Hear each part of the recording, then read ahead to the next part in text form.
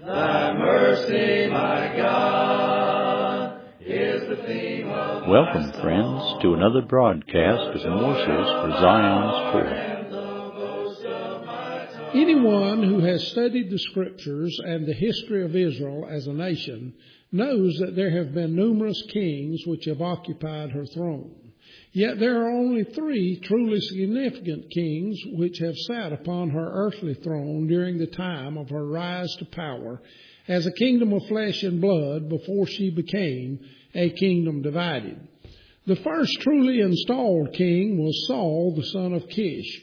He was the answer the Lord gave to Israel when they rebelled against him and demanded a king like unto the other nations. Until that time, Israel was a theocracy which was ruled by prophets which God saw fit to raise up. Samuel was just such a prophet who warned the children of Israel against seeking an earthly king. He told them of the oppressive nature of earthly kings and their desire to tax and demand service from their subjects.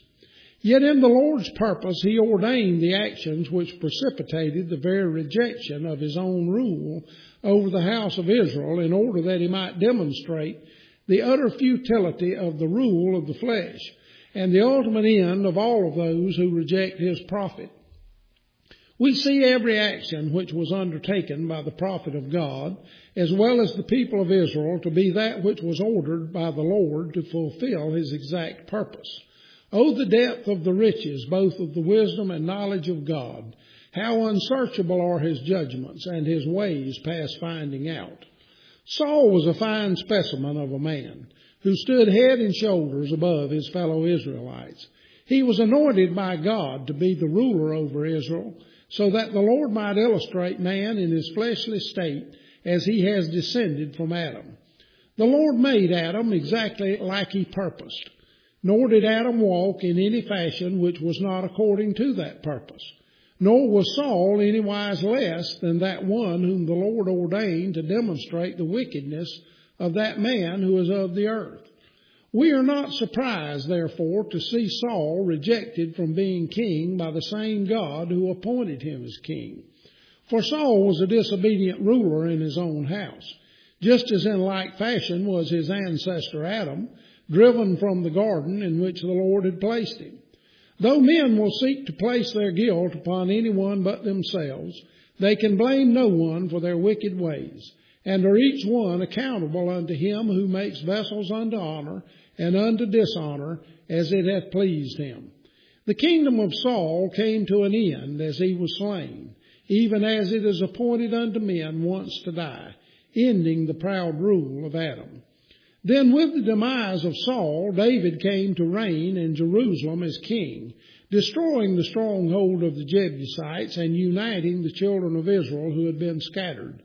As such a conquering king, he is illustrative of the Lord Jesus Christ, who has led captivity captive and given gifts to men, and does rule and reign without rival.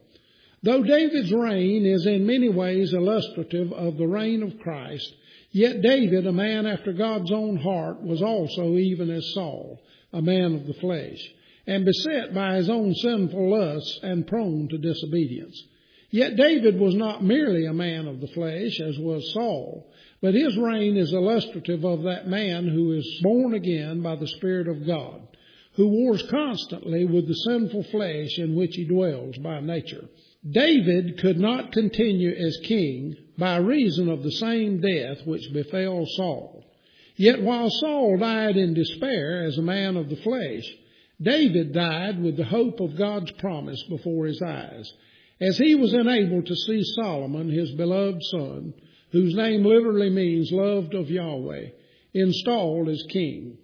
Thus Solomon's reign is illustrative of the enjoyment of peace and the hope of the resurrection, which is experienced by the sons of God, as they are enabled to behold the promised one, the Prince of Peace, even Jesus Christ the righteous, upon whose shoulders is the government of his kingdom placed. For he is the King of kings and Lord of lords. May his name be praised forever.